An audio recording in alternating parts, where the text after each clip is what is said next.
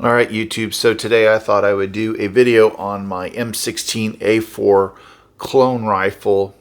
This started out with a DPMS A15 lower, semi-automatic of course, and also started out with a FN marked military A4 surplus upper in new old stock condition. So let's get into the M16A4 a little bit. The M16A4 was used by the Marines from 1998 at its inception to about 2015 when they started to use the M4 carbine. As you can tell, the M16A4 uses a 20-inch upper equipped with a Knights or a PNS rail system. These are the rail covers that are present on this A2 length barrel, 20-inch of course. And of course with the rail system you can mount optics, accessories, forward hand grips, kind of the sky's the limit, a bipod.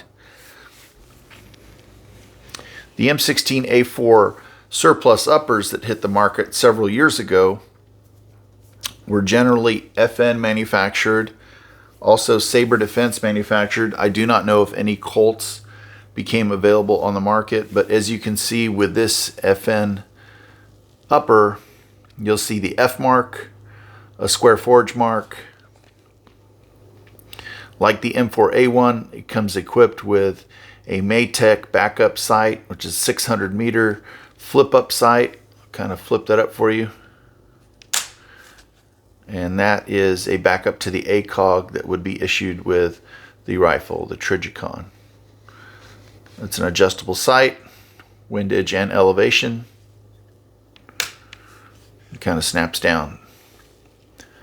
So you can tell the upper is kind of a black, dark black A2 finish. Anodized finish. And it has the flat top with the T marks. Beyond that, the upper comes equipped with an A2 profile barrel and the addition of the rail system. The front sight has the F mark to essentially work with the flat top upper, and the barrel is marked. Let's see if we can get that focused in here. The barrel is marked with a cage code, M&P 556 1 and 7 NATO. Has your standard A2 flash hider, your bayonet lug, and your front classic sling swivel there. This one does have the PNS rail, however many came with a Knights Armament rail, and this one actually came with a Knights forward grip. Both rail systems in surplus condition or in new condition are essentially equivalent in capability, value, quality, etc. Some have noticed some cosmetic differences in the two, with the PNS actually looking or appearing to be of higher quality. However, they both look about the same in my opinion. Building the M16A4 or AR15A4 clone, you'll need a A2 grip. I used a Colt manufactured A2 grip that was sourced from Arms Unlimited. I picked up a A2 military surplus buttstock. You can buy those. Different people make them, have sold them over the years, so that's not too hard to come by. However, lately they are a little harder or a little more difficult to acquire since the full A2 stock has fallen out of favor with most people. Most people use collapsible stocks. For this video, I used a 20-round magazine. I believe this is a Colt or equivalent of a Colt 20-round magazine just for the video. I do like the way the 20-round mags look. And I'm going to go ahead and turn the rifle over now. Bear with me one moment. You can kind of see the DPMS markings there. It's got the Colt grip. I do want to add the Colt ambidextrous safety. This is just the standard safety that's on the rifle at this moment. So you notice the DPMS lower actually is a little lighter shade than the FN upper. The FN's a little more black. The DPMS lower, even though it is black, appears to be have a little more gray in it.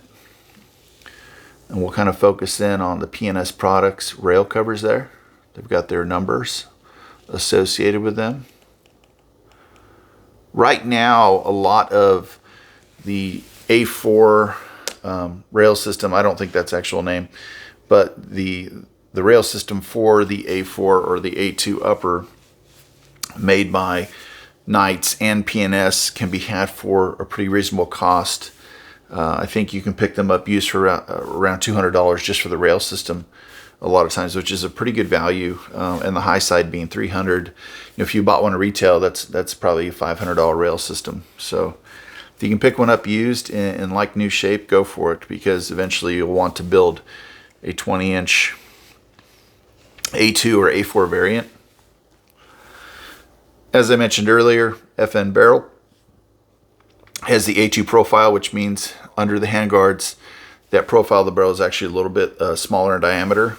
And this has, of course, the A2 large diameter outside of the, or forward of the front sight post.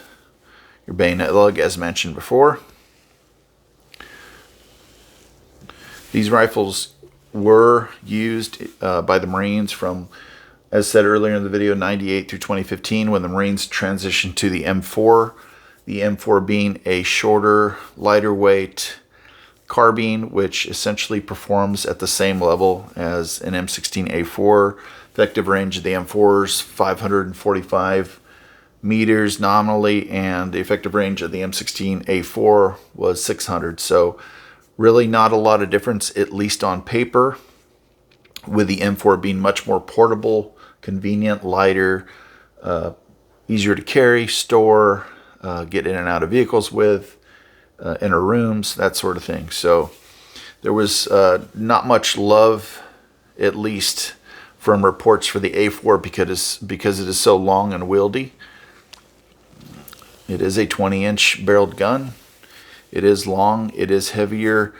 I will say the qualities of the A4, at least from just owning one, not from a usage standpoint, is that the A4 would make a great AR-15 to use as a bench-based rifle, target rifle, something to go out hunting with.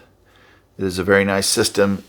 As you can see in the video, I'm using a 20-round magazine. Typically, you would have a 30-round magazine issued, which has the curve to it.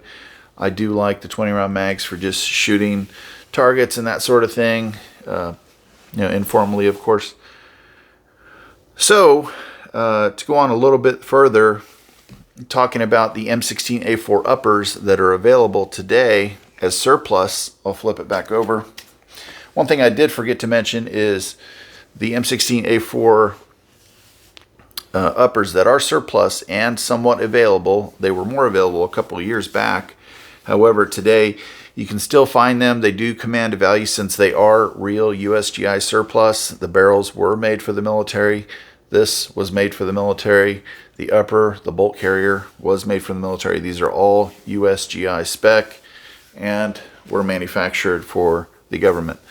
At some point, a supplier, orders ended, and a supplier had an excess of these, so they were essentially closed out to the public or to wholesalers to be resold. So you still can find some of these out there, and I want to say they're getting close to roughly $1,000 for the upper setup, and then of course you have to supply your own lower and the furniture for it. Sometimes you have to buy your own forward hand grip, or rather a lot of times you have to buy your own forward grip, which is going to run you maybe $50, $60, $70. However, when you're done, you're going to be very happy with the product. It's a very aesthetically pleasing rifle. It looks good. And just as a quick side note, this upper is marked with an F, so you know it's a real FN. The barrel has the correct markings for a military A2 barrel from FN. The bolt and carrier is an FN bolt and carrier with an F mark on the carrier. There is a corresponding mark on the bolt itself, and